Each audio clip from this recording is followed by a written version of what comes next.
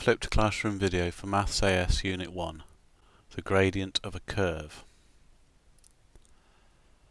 Here's a picture of a curve, and that is a tangent to the curve at the red point. And the gradient of a curve at a point is defined as the gradient of the tangent to the curve at that point. So as the point moves round, the tangent moves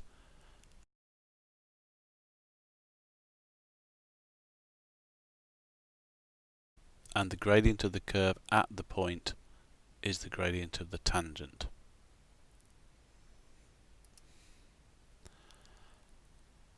Now, lines can be defined by 2 points. If we have 2 points on a plane and join them up, there's only one line that goes through them, so the 2 points define the line.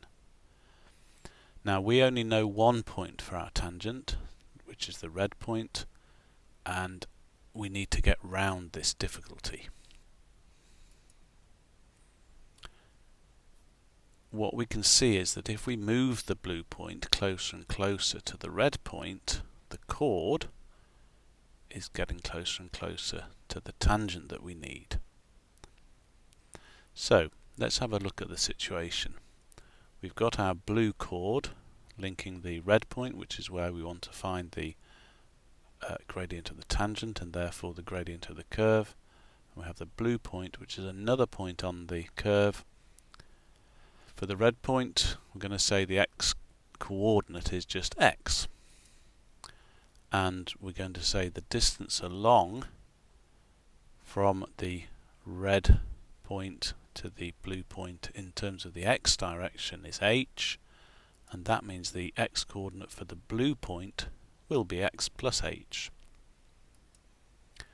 The function is f of x, and that means for the red point the y coordinate is going to be f of the blue x, and for the blue point the y coordinate will be f of x plus h. And that means the change in the y value from the red point to the blue point, so just going up, will be the difference between the y value of the blue point, which is f of x plus h, from the y value of the red point, which is of course f of x.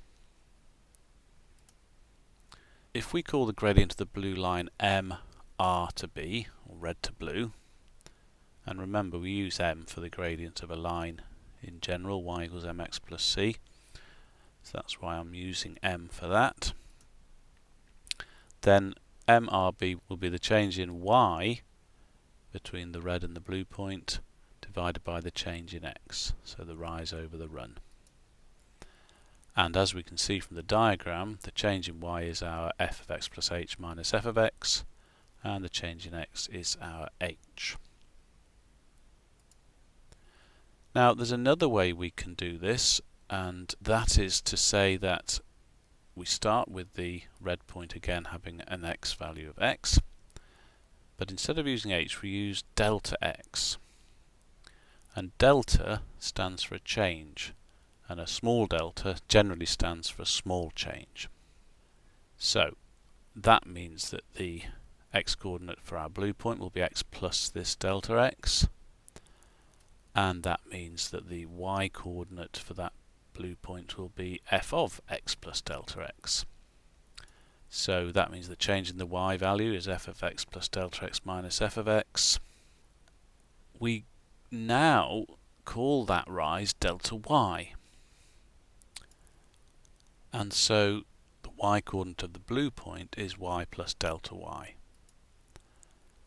So we have two different forms. We can call it x plus delta x comma y plus delta y, or x plus delta x comma f of x plus delta x. So that means the gradient mrb is going to be our rise delta y divided by our run delta x, or we can say it's f of x plus delta x minus f of x divided by delta x. And all these three forms of the gradient are the same, it's just using different notations. Notice, by the way, that delta x and delta y are single letters in the same way as ch, dd and so on are in Welsh. So So we can't divide by delta or divide by y. Delta y is a letter. Now we need to consider limits. If we could move the blue point to meet the red point, then the chord would become a tangent, as we saw earlier. But the difficulty is that then h, or delta x, would be 0, and we're not allowed to divide by 0. And we get round this by introducing the idea of a limit. And Newton, Leibniz, German mathematician and philosopher, independently invented modern calculus, of which differentiation is a part, using the idea of infinitesimals. And essentially those are values with a limit of 0. This was in the 17th century. And we can think about this by looking at x versus sine x. So they're both 0 when x is 0. So what happens if we try to find the limit as x tends to 0 of sine x divided by x? If we look at that when x is equal to 0, it's 0 divided by 0, and we're not allowed to do that. But if we look at some values, and if we look at x in radians, and that's getting smaller and smaller, so it starts at 1 and then 0.1, 0.01, 0.001 and so on, and then we look at the values of sine x, then what we see in the right hand column is that the difference between x and sine x is positive. And so when we do sine x divided by x, then the x is always a little bit bigger than the sine x, and so the limit tends to 1. And we can see that reflected in the graph of sine x over x, which looks like this. And so using the idea of a limit allows us to calculate values which otherwise would involve dividing by 0. Using this same idea, we define the gradient of a curve as dy by dx equals the limit as delta x tends to 0 of delta y over delta x. And thinking about the fact that I said earlier the gradient of a curve is defined as the gradient of the tangent at that point, and thinking about the diagram we looked at earlier where we were looking at the gradient of a chord, then if we think about letting delta x or h gradually tend to 0, then that chord would become the tangent. And so the gradient of a curve being defined as this ties up with that. Now, I've just said dy by dx, but now I'm making it clear we don't say dy divided by dx, we say dy by dx. And for the delta y over delta x, we say delta y over delta x, or delta y divided by delta x. And that's really because dy by dx is a symbol of its own, whereas delta y over delta x means are two numbers that are going to be divided. So if we use the expressions we had earlier, we can say that dy by dx is the limit as h tends to 0, f of x plus h minus f of x all divided by h.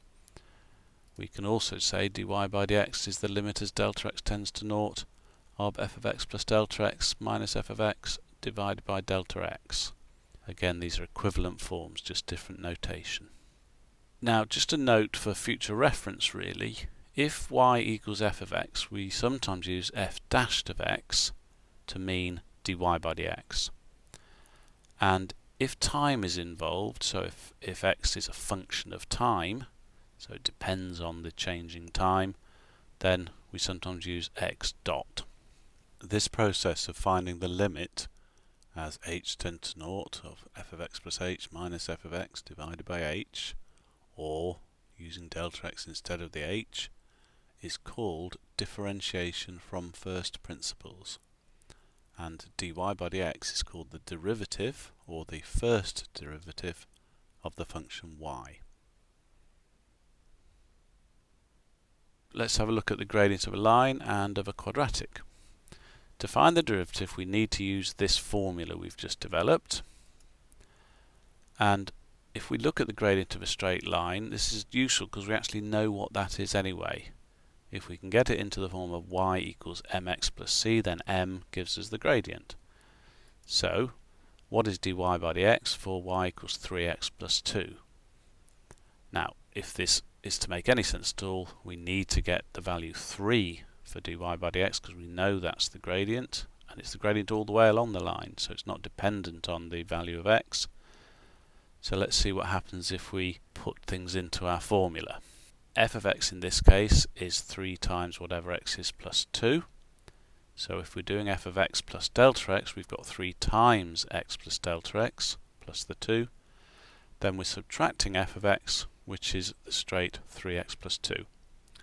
And then we divide that by delta x. That shows that the f of x plus delta x is the 3x plus delta x plus 2. The f of x is the 3x plus 2. Next thing is the x in the first part of this is in a bracket which is times by 3, so it's actually 3x, and we can cancel that with the 3x in the other bracket because we're subtracting the other bracket. So that disappears.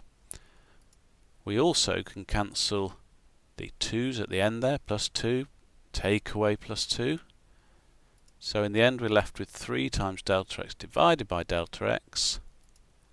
The delta x's cancel, so we have the limit as delta x tends to 0 of 3, and 3 doesn't depend on the value of delta x, so that just gives us equals 3.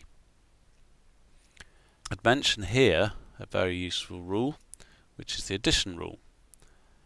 Now that is that if we are differentiating, finding dy by dx for functions that involve adding or subtracting terms, and if those terms involve powers of x, we can do that by differentiating each term separately, then adding or subtracting each term as appropriate. So in this case, in fact, the gradient of y equals 3x is also 3, and you could have a go at that yourself if you like. What's the gradient of y equals 2? Well, y equals 2 is a horizontal line, so its gradient is 0. So we wouldn't expect the plus 2 to change the gradient of y equals 3x into anything different. Next we're going to have a look at a quadratic function. What's the gradient of y equals x squared when x equals 5? Now if you think about, you know the shape of y equals x squared. It's like a sort of cup shape, and of course that means the gradient's changing all the time because it's a curve. So in this case we're wanting the gradient of a particular point. There is our basic formula. Limit is h tends to 0 of f of x plus h, take away f of x all over h, and we can plug in our formula. If the function is x squared, that means we get x plus h squared, and for f of x we just get x squared. Now if we expand the bracket x plus h all squared, we get x squared plus 2xh plus h squared, and then the rest of it is the same. Take away the x squared, divide it all by h. The x squareds cancel, x squared take away x squared, and we can divide through by h on the top. So the 2xh divided by the h on the bottom leaves us with 2x, and the h squared divided by h leaves us with h. So the limit as h tends to 0 is actually going to be the limit of 2x plus h. And as h tends to 0, 2x plus h tends to 2x. And that means dy by dx is 2x. Then dy by dx when x equals 5, and that line down there means when. So dy by dx when x is equal to 5 will be equal to 2 times the 5, which is 10. What about a cubic? Well, a cubic, the gradient changes all the way along, just like for a squared function. So if we had the cubic 2x cubed, what would f dashed of x be? Well, with this one, it's easier to work out what f of x plus delta x is, which we'll need to put into the formula, separately because it's a bit more complicated. If we multiply out a cubic, we get this pattern of 1, 3, 3, 1. So that's x cubed plus 3x squared delta x plus 3x delta x squared plus delta x cubed. And if we multiply that through by the 2 to get rid of the bracket, we're left with 2x cubed plus 6x squared delta x plus 6x delta x squared plus 2 delta x cubed. There is the expansion worked through. So if you want, you could just pause the video now and check that through for yourself if you haven't come across it before. And just a reminder, delta x and delta y are single letters, and that means we can write delta x squared without any brackets because we know that it means brackets delta x squared. It means the same thing. Okay, so now for our formula for the gradient, we need to work out f of x plus delta x take away f of x. And because f of x is 2x cubed, then we're just left with the other terms from the f of x plus delta x above. So that's 6x squared delta x plus 6x delta x squared plus 2 delta x cubed. Then we have to use our formula, the limit of delta x as it tends to 0 of f of x plus delta x minus f of x, all divided by delta x, and that becomes the limit as delta x tends to 0 of the f of x plus delta x minus f of x we've just worked out. So that's our 6x squared delta x plus 6x delta x squared plus 2 delta x cubed, all divided by delta x. And if we divide through by delta x the first term, the delta x cancels. The second term, the delta x squared, when divided by delta x becomes just delta x. And in the third term, the delta x cubed, when divided by delta x, becomes delta x squared. F dash of x is 6x squared because as delta x tends to 0, the second term becomes 0 and the third term becomes 0.